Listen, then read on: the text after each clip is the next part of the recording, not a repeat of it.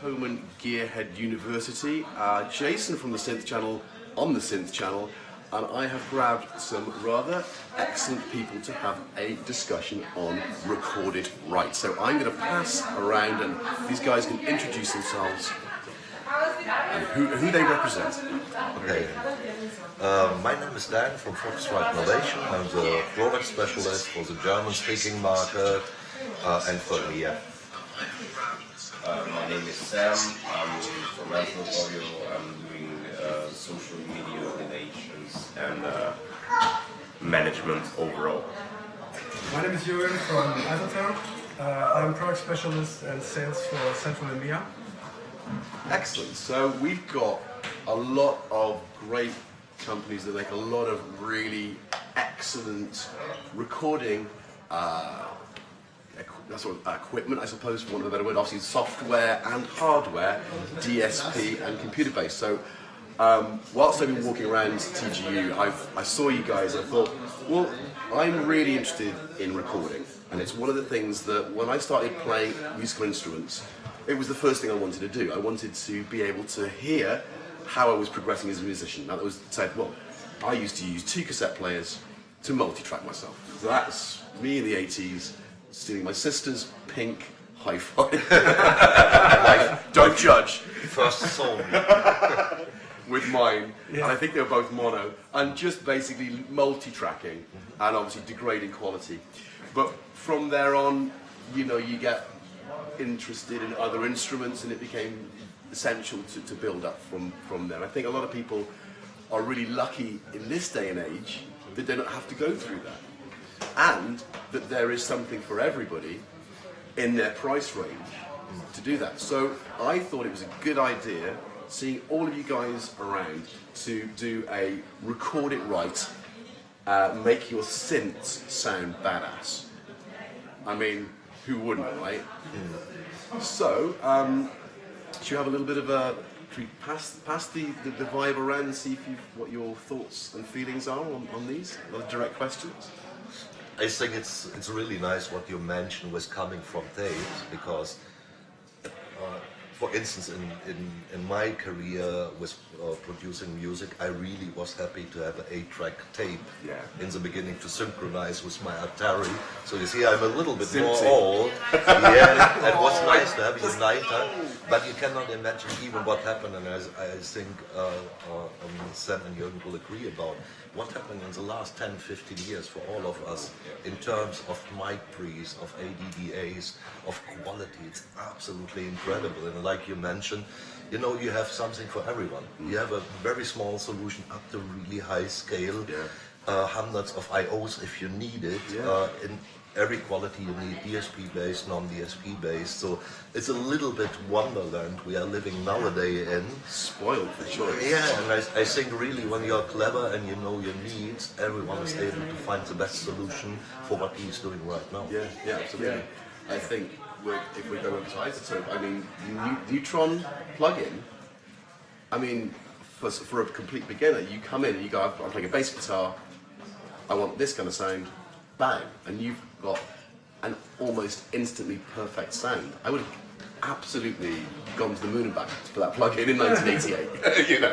Yeah, I think, as you already said, I think we are fortunate to have this technology nowadays. So people growing up doing their music nowadays is much easier than, maybe it's much easier now than it was before.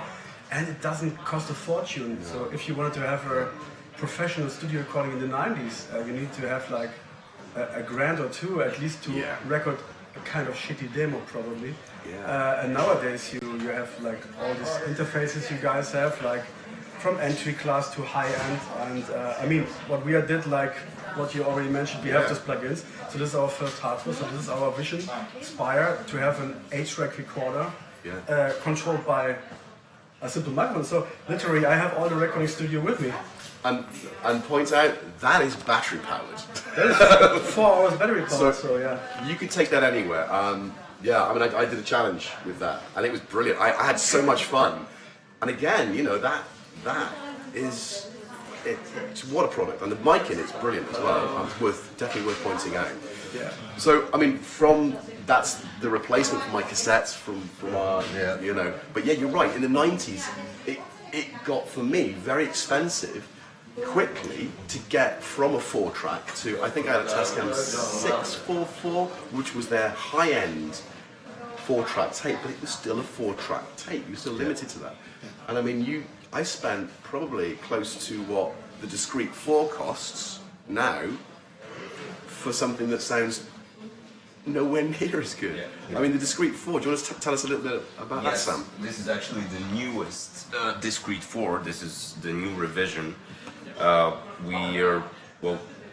We basically use an alternative to the DSP processors, which is the FPGA chip. It's very different technology. The way it works is very different compared to the DSP. If a normal DSP has 8 or 16 cores, an FPGA chip has 256 cores, for example. But they're far smaller than a normal DSP chip core. So as all processors, for example, your video card in your computer or your CPU, the CPU is good at one thing, the video card is good at another thing. Same thing here, the FPGA is good at one thing, so we decided to put the FPGA and DSP in one device. So that's what's new about it. We put DSP inside of this new one, 2 DSP chips actually, and it's actually, you know, compared to Focusrite and you guys, I mean, it's totally a different thing, but again, we're pretty close. We're in between both of you guys. I mean, we make interfaces at the same time we put software into them.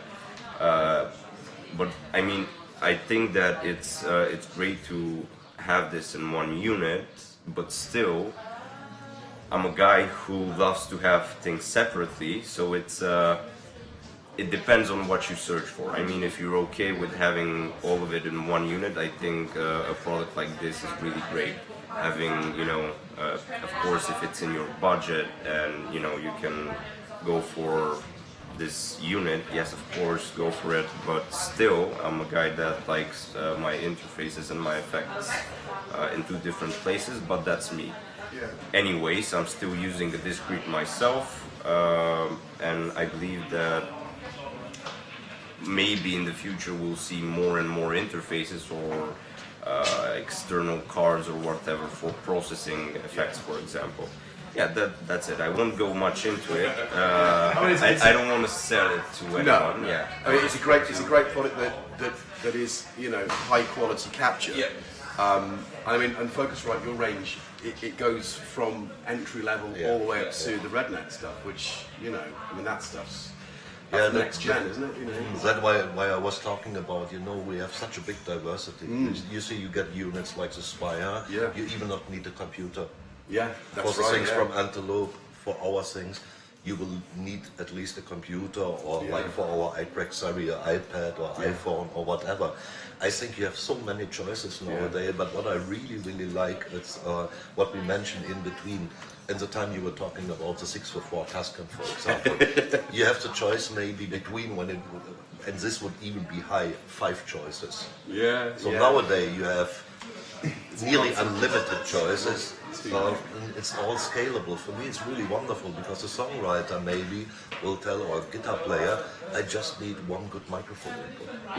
But friends of mine who is really a gear collector, you have 120 synthesizers, modular systems, 80 guitars and things like that. And you will tell at one point, maybe for my synthesizer studio, I not want to work with a patch pay. I really want to connect everything in with my effects, with my outboard, with my hardware. You cannot do that with a usual interface. So if, for example, that's why our range go from the Scarlett Solo with one input up to having on one computer 512 channel via audio over IP Dante. It's not a problem to do that. So you just need to know which quality for which use. And what I think is quite interesting, because this discussion, what you mentioned, Sam, about DSP, non-DSP, the guys from UA are not here because they are really well known about DSP-based stuff. We did years ago, we did with our Liquid channel, Liquid 56 and the Liquid channel. I've got a Liquid mix. Yeah. So, was this time we said, hey, in a way, this could be the future. So we did a collaboration with Cinefx, and we created these kind of things, and we did our try, and the sound was really good. But what happened in the last year is all the computers get so damn powerful. So it's really the native things, and that even in the last 5 years, our plugins, the quality raised so high. You had a few things before you definitely need hardware for in the studio. Yes. It was impossible to do it with software. Nowadays, the power of computer raise, the software, look at Izotope. You get software, it works like hell when I look at RX or things like that. So it's a decision of the user too. Like you said, you have a choice.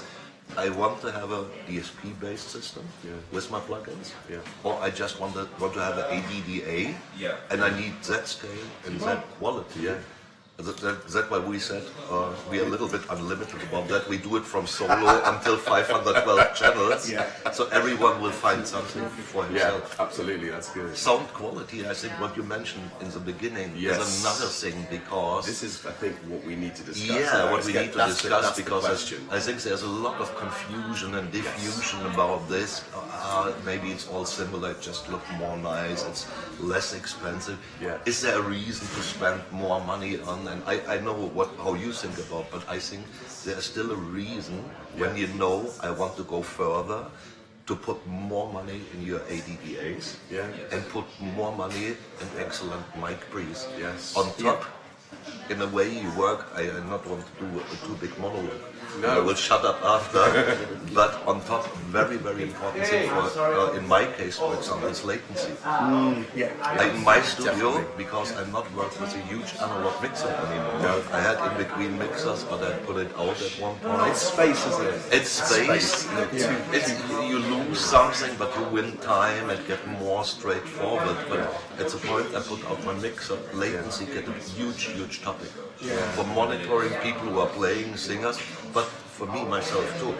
When I play virtual synthesizers, or I go through with a hardware synthesizer with drum, I want to have the lowest latency I can get. And the lowest latency, sad to say, still costs a bit money. Absolutely. And I would like to add what you already mentioned. You have this variety of single inputs to 500 inputs. So nowadays we don't see any more big mixing desks. Even live is going digital since years. So everyone wants to have connected everything and have it available inside. And then I think, for example, what you guys did with the FPGA, that you have low latency input monitoring. So that's not possible with plugins. At some point you have latency, you need the processing. And you mentioned the quality, there's still a difference between different units. So we don't have any background with analog design. And it's just not the converter chip, it's also the analog stage for the converters, where especially you guys have this history and this background. So what we did is we partnered with someone with Grace Design to have this technology. So it took us a lot of effort to get it inside. So I have very much respect from companies like you guys, small companies in the high-end sector, and then Focusrite with this legacy to build those big devices. So it's incredible. So we also did a DSP inside because we know people on the road want to have some reverb or delay or distortion. So that's also inside here. But it's just 2 tracks, of course. But at the lakeside, that's right. That's right. It was enough, and it absolutely was enough to squeeze a little bit of something else out of it. I mean, portable on the road. If you want to just nip out and do something crazy in a field, then that is fantastic option for that. I'm still waiting on a demo. And for me, it put light on another aspect. You see, at the same time, I think it's simple, what we are talking about, and at the same time, it's complex. Oh, when you really put the thought on. And for me, what I like about Spire, we are really nice with each other because we see nearly every week on a different event. Even we are competitors about that. What I really like about Spire is it's a different kind of approach how you work. So when you look at Focusrite or Antelope or UA, so you still usually will need a computer for it. So it's a different, when somebody will tell, for me the most important is I want to put the thing in the back, I want to go out in the woods, and I want to create my next EP. will not be possible with you, will not be possible with us. So, and I like these things we always develop further in different ways. And it's not just about the quality; it's about approach too. Yeah, absolutely. Yeah. It's giving you something that you didn't think was possible. Yeah. You know, oh wow, you mean I can do that? All I need is my phone, which I carry everywhere with me anyway. So yeah, It's all about having different options, and this one is all about workflow, giving you ability to work alone and quick. So in the DAW with all those interfaces and FX, you have a lot of options. Yeah. But in the creative moment when you have the spark, you need to get it down. yeah, you need absolutely. And then later you can look, fine tune it, whatever. And I love that about the Spyro, is that it is exactly that. So it's an idea pad. Yeah. And then you can export it You and take take it those into your DAW. sketches. And then you can open it out to everything else, you know. So Yeah, single tracks afterwards. I remember back in the day I used to record, I went around my hometown Sofia, and an idea pops up in my head for a track, and I start singing into my phone, and I record it. I go back to the studio and I listen to it and try to make it, well, there it is. and the Easy. mic is fantastic. In the DAW device. No, it is, but everything in there, you know. And you have something in between too. Yesterday Jay passed over, and he said I have to do a lot of mobile recordings. Yeah. You have an interface for me. I not need a wall plug. I cannot do it. I cannot do it with electricity. So I need something which is able to be powered by my MacBook. So I gave him a 2.3 and he was touring the whole day doing his recordings. It's really maybe for synthesizer players, electronic people, they often have lots of outputs they have to connect. But for example, for guitar player, for singers, it's really a big thing when you say, I have to be mobile. Yeah. 512 channels or 8 channels of phantom power, you cannot do on a battery. No. You definitely need power for, but you have something in between.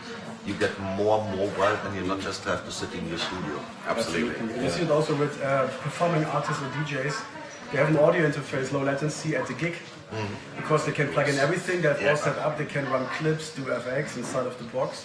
So yeah, definitely there are different approaches for that. Yeah. So this is just cool if you have your beatbox or your synth, like you did Yeah, yesterday, absolutely, with with your power bank, and then you sit at the lake with your earphones and you just are there. It's a bit the approach of the Porter Studio. Yes. So Yes. you record what you did at that moment. Yeah. And it's a different approach, definitely. But I think getting back to what I really wanted, knowing what everybody does and where everyone is, people spend a lot of money on the hardware, the modules, the synths. I mean, you're playing a Mode 1, that's 9,000 euros, just shy of 9,000 euros. 8,000. I remember the price. I mean, Memorized I'm it. eyeballing it. Have you calculated how long it will be to save up for that? Yeah. Good. But from that extreme to something like the base station, which is a few hundred euros. So you've got a whole range of things. I think you can quite easily spend all your money on synths and not interfaces. Now I think that is obviously the wrong approach, because if you spend more money at the beginning to get a better quality interface, as your kit develops, as you build up to the Mode 1, you're ready. People don't tend to buy audio interfaces maybe as often as they buy synths. Exactly. Yeah. And that's the quality you get. Yeah. And so some people, I had the experience myself. So in my beginning, the first audio interfaces, they had really the cheap ones I could afford at the time, late 90s. Sure. They really sound crappy. So I was wondering how good my synths sounded actually when I had better converters later. So it's definitely a point to spend more difference. money. It's like a good microphone or a bad one. So. Well, there's all that resolution you don't hear, because you can't capture it through a sort of less high quality audio signal path, and it is all about signal path. The resolution of your capture is everything. So some trade portability for resolution sometimes, but not always. And the thing is, things are getting better. But if you're in a studio environment, you want to be able to capture every bit of information from that expensive arsenal of synths that you've got. I think what's really funny, not to spit in the soup, but you know we and I can see you were going to do that. yeah. Sorry. I don't want to spoil anything. No, it's just I absolutely agree about, because I think many people I discussed with, they exactly do what you said. You get really nice things, very good sounding things, and some people not take care of the conversion side. Yeah. So because you think, nowadays we are so far, everything sounds same good, and that's not true. So my experience from tracking these things since long years is, when you do it maybe with 1 or 2 tracks, the difference will not be so big. Yeah. In the moment you really do a bigger production and you add tracks over tracks over tracks, and it's not things from inside your computer, you really have to do conversion. At least there's a point quite fast you will hear there's a big difference, a difference in resolution, like you said, difference in sound, a difference in dynamics. Yeah. How you play things and you listen to things in the room. So we did last year not so nice thing. We did a comparison. We engaged for Riverside Studios, or what was 2 years ago, a jazz trio with upright bass, a piano player, singer, and a jazz drum player. And we thought about the same environment. We record with 3 different interfaces, the same thing. And not to beat anyone. It's just about the different sound, because we are not into aggressive marketing about these kind of things. We told the people what you can do. You have A, B, C. Just look what sounds more good for you, because it definitely sounds really different. Yeah. And we have people joining and just looking, and later you get the resolution. Was this brand, was this brand, was this brand, this interface, and people could see what they like most, because usually you would say, maybe in this price range the difference is really small. It's a difference. Yeah. But I think the layering aspect of it, you start to build those things up, and then that's where you really hear the lack of resolution, multi-tracking. And if you start processing, so that's the reason why a high quality condenser microphone or a dynamic, if you start applying EQ later or with the conversion the same, then you lose phase coherence. You feel like it's losing the bites grid, everything. And weight. I noticed that. I think Ozone for me, when I first tried, I think it was Ozone 2. I got it, and an Alloy at the same time, Alloy 2. It just, as a set of tools to go from getting, I bought myself a high quality audio interface, and suddenly it's like, wow, what have I been missing? I've been missing sound. I can hear it all, and the weight was back in the mix. And I think, especially now that we are all not using any more analog mixing desks and summing, the importance of the AD conversion is very important.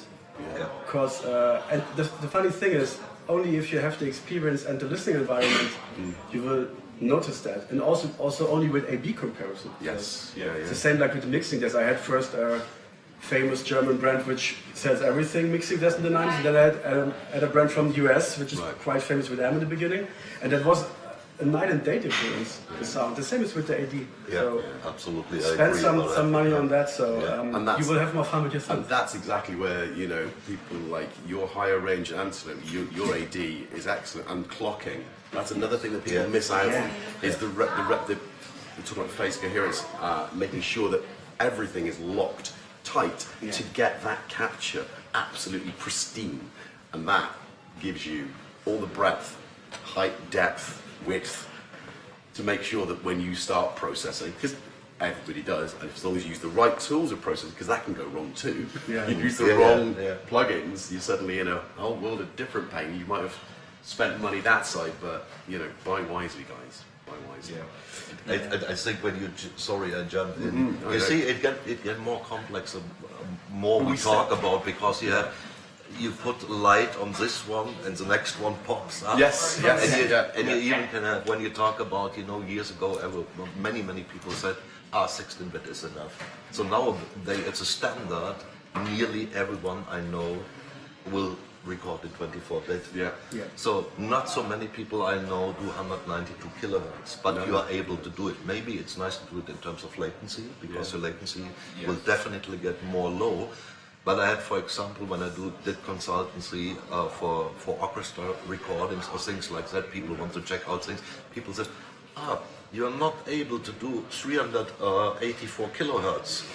Wow, that doesn't fit with us. And I say, I'm really sorry about that. We just do 190. You see, it goes always. You will find the next one about resolution, about dynamics, and it's like a fetish of people too. So you have to check. I think it was good what Jürgen said. When you check out, you will hear with the ADDA, with resolution, with different brands. You did the comparison with the mixers.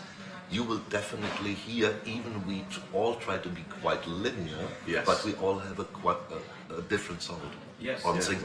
So find your sound, find the best sound for yourself. Do comparisons with different resolutions, different interfaces. Look what fit for you, for your setup. Buy it, like you said, wisely. Buy wisely. Because Try 'em out. because the one who not buy wise will buy 3 or 4 times and lose a lot of money. So look at what is good for you, how to expand your system. That's money you could be spending on synths, guys. Yeah. Buy the interface right. spend more money than you think you should. Get some advice, listen, and then you can spend the money back on synths. But capture the synths, make it sound better. Definitely. Take care of your synths. Take care of your synths. Love your synths, and they will love you.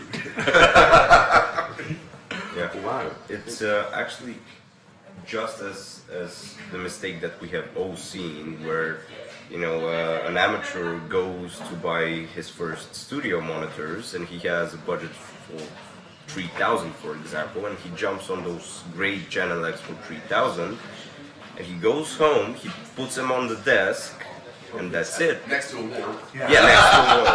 Next to a wall. And that's it. I mean, why would you spend so much money on those monitors, which really sound great, if you're gonna put them in a shitty room and not do anything about it? It's the same thing. I mean, you buy a really incredible synth, and after that you get an interface for $50, $100, with shitty conversion. Why would you do that? Yeah, that's a great point. I also think you don't hear the difference in ADDA conversion if you have a bad listening environment. Yeah, So I think, also. I mean, you all have great headphone outputs. Also there, splits the difference in interface. So if you have a cheap headphone output circuit, it sounds worse on the greatest headphones. That's why Martin really spent a lot of money on just a headphone amplifier for this reason. And so That's what I want to say. If your AD is great, but your DA is shit, well, it doesn't really matter also, because you can't give a realistic, you can't hear actually what's happening. I mean, if your DA is honestly shit, I mean, your headphone outputs, your monitor outputs, if they're far worse than the AD, then how can you actually hear what the sound is, what you recorded, what's there, on the AD side of things. you have to split the budget on every chain, step, it is. chain. That's the it. word. That's the word. That's the word. Not Don't break your break the chain. And my advice would be buy a good interface, buy a good set of headphones if you don't have a good acoustic environment for the mixing, mastering. Because in the end, like you said, you have great speakers, but this is not the guarantee to have a good sound. That's why we also invented like things in ozone tonal balance control. Because people struggle at the wall speaker to judge their low end, and then they run to the car. Have an LS10. I had all this myself. Until you have a good listening, it can cost quite a money to have a good acoustic room. I mean, a little bit of money even spent on some acoustic tiles. Will improve anything. Really interesting now with SonarWorks. Those guys do really great software, and it's really interesting how we're going into, even in room treatment, we're going software, which is really amazing and really cool to see. So even an investment like that, for example, SonarWorks, is great if you don't want to put 2, 3, 5,000 for proper room treatment. It's better than having nothing. So it really is worthwhile looking at your budget for your Mode 1, or even some of the sequential things. A few grand. You break it down. You break it down, and you make sure that you can, with your budget, that you can get it heard correctly in your room, that you can capture it at the resolution that it deserves to be heard at, and that you're also spending enough money to future-proof yourself. I mean, these things cost, sometimes the same as a synthesizer, but someone won't see the value immediately until they start to work with it. Yeah. Okay, so I buy a subsequent 37, I'm saying Moog stuff, but I'm saying any synth, I spend $1,000, I'm playing with it, and it's an instant thing. So $1,000 in an interface, I don't necessarily, until I start using it, see the difference. As soon as I start recording into it, suddenly it's like, I never heard that before. Yeah. And you start to hear things exactly as it was meant to be. You start layering up multi-tracking, and your mixes go to the moon and back. So suddenly you're mixing the way that you want to mix, because you're capturing the raw sounds as they are meant to be captured. So it really is. Yeah. And it's very frustrating to have a great performance with a bad sound in the end, because you can't repeat it. No. So that's the thing. I have a studio, and sometimes I just go in there. It's computer's done everything. I have my mini Moog, I have my old Rolands. My wife always asks, why do I need that many synths? You do need that many synths. I ask her, why do you need so many shoes? So they're different. So, and then in the past, I never recorded because I didn't want to switch a computer. So now I can plug it in, and I have it in a good quality to work on with. Absolutely, yeah. But ask someone who knows about it, or ask the Thomann guys how to split your money to not just buy a great synth and a cheap interface, crappy monitors. You will enjoy making music much more. Balance. I think that's what you said, the balance chain is really, and the chain you can really expand and which adapt to your needs. Yeah. So not buy a 2-port or 2-in interface, and half a year later you will buy your second synth and it got 4 outs or 8 outs or whatever, or drum machine, and you are disappointed and you will bite in the table because you thought, why did I do that? It's one thing I really like the topic when you came with a topic for the discussion. Yes. It's a little bit academic in some way. Of course it is, But I really like it because for me it's important to talk about that, because you have some people who tell, okay, hey, by the end of the day, your music will be listened on $3.99 earplugs. So why take so big care about that? I just can say, from my experience and when I talk to other artists, when it's about creativity, production, do the best you can, because it's your product, it's your track, it's your music, so make it sound good. Not stop with 50% and tell the environment of the listener will be a shit one. Care about your art. Care about your art. You know, it's your creation, it's your baby. Yeah. So when you would always take good care about your baby. So take best care about your baby. Not allow anyone to cut half an arm or half a leg. You know. Exactly. With these kind of things, it's a little bit connected to what Jürgen said. Bring a good balance in your chain. Be able to expand and take the best care you can of your art and your creativity. So admire and worship it and do the best you can for it. Absolutely. Yeah, and it's especially if you hear it on these cheap earbuds. There splits the difference between a good and a bad mix, because then it needs really to be balanced to be there, and absolutely. You know, even the reality is like that. It's not a reason to tell I do it with crap equipment. Yeah, because when I do a good track, I really want, even 2% of the population still will have maybe nice hi-fi system. I still want people, if it's possible, to hear how good it is. And the best quality. And not stop with the track quality, have a nice track, but a really, really bad mix, bad quality.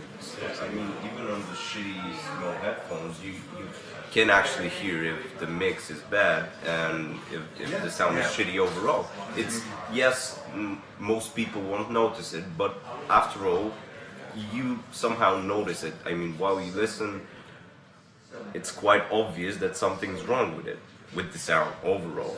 Yes, the difference is not so big if you put it on, a great converter with great headphones, with a great headphone amplifier. Yes, then it will be far more obvious, but still, even on the shitty earbuds, you can sort of notice the difference. Well, they're usually voiced terribly anyway, so that's what Jürgen was saying, is you've got that will highlight a bad mix quicker than anything else. So take care of your signal path from start to finish and to mix and then to master and then back out onto your terrible 299. And I think also when we all know people who are able to produce really interesting music, synthesizer music, electronic, acoustic music. For me, often when I hear a track, I think this is a real good one, but the real joy for me at the end is it sounds good, like it should sound. You have some people you say, the idea is really a nice one, but it's really... Have you thought about going to a studio? Yeah, better invest some money to find someone who records you and does a good mix, does a good mastering, because it sounds like I said, when we start with a tape, maybe with a mono or stereo tape, even we are in 2019 now, so it goes back to try to give the attention to what you create and get the best out what you can. Definitely. Don't fix it in the mix. That never happens. That's impossible. Oh, no. And like every synthesizer player, you have two lies. I never use quantize and I never use a preset. Yeah. So And the third one is, this is my last synth. you can buy some shoes too. Well, I think we've pretty much covered everything. Is there anything that you guys want to bring in that maybe we haven't discussed? I think we have to go done home everything. tomorrow. Yeah. Just I want again show respect for those companies and all professional companies. It took us really a long time to get this done, Yeah. and we had to partner with someone, and that extends to buy something with a good background in this, good quality interface. It is worth it. Final words of mine. Final words. Any final words, Dan? I'm speechless. was really nice to have this round here, and I think what I would hope about that, because when you came up with the topic, I said, hey, nice one. Yeah. I hope for you listening and viewing, maybe it will put some wheels in motion to think about, so what would be good for me, what is a good idea, how are there any things I can change my environment, do more good, brings more joy and fun in production to me. So it's always good to rethink that, and I not have gear acquisition syndrome, but check out new things and look what fit good for you. I didn't think I did till I met Dave Smith. That guy is so passionate about what he does. And I love sequential. I've always had anyway. Off topic. I think it's always good not just to think about music, think about the technology aside too, and when you do it good, you have to think less about it. Absolutely. There's a thing aside you not have even to think about it. Yeah, absolutely. Sam, any final words? I think we said it all. Yeah. I've just spotted that you brought the modelling mic on the desk as well. We haven't talked about mics. Yeah. Yeah, it's cool to mic your synthesizer too. Do you know what I want to do? I mean, I've got access to like a big room, an amplifier, my synth turned up to 11, and record it with various mics in the room to create the room and the synth. Yeah. Because a lot of the music I like was recorded that way.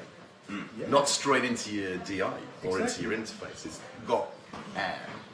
Exactly. So that's another thing. But This microphone just quickly show us that, because I'm showing it. This is the Edge Duo. 2 capsules, one on the front, one on the back.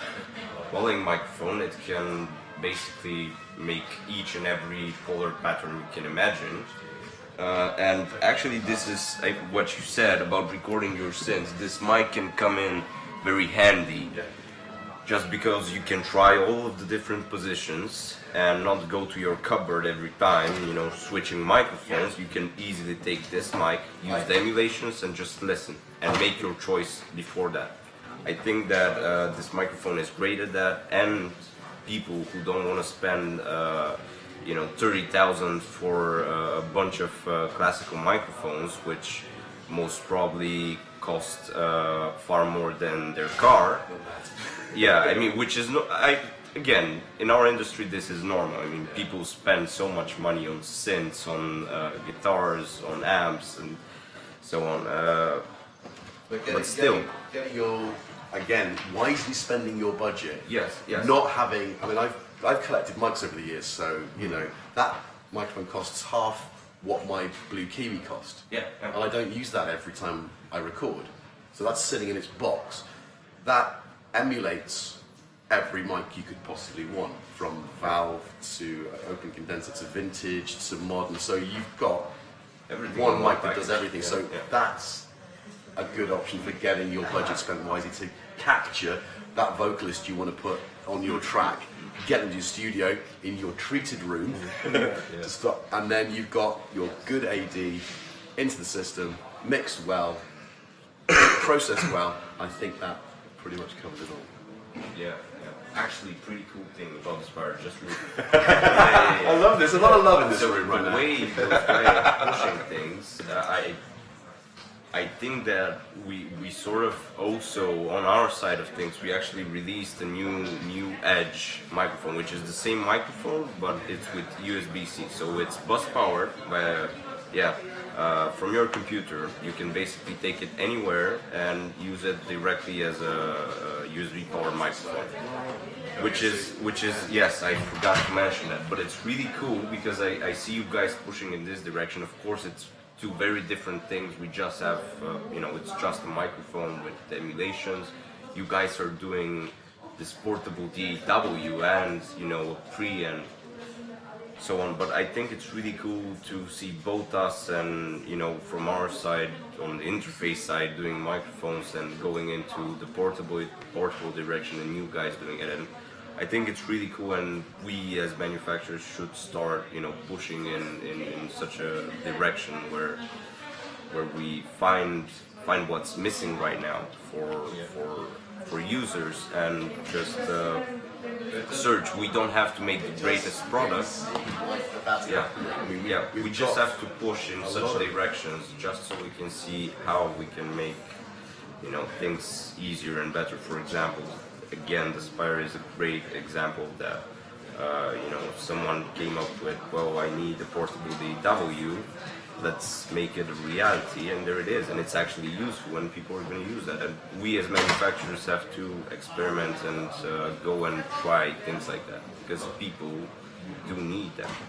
I think what we sometimes forget about is I agree about what we sometimes forget about when I think about the pain in the beginning when you had ADVA converters for a computer. It was sometimes an absolutely painful process. You had to install a PCI card. You need hours to install a driver, to learn the software, mixer and all of this. Now we are living in wonderful times because some of the things you just connect and it will work. Well, class compliance. Yeah,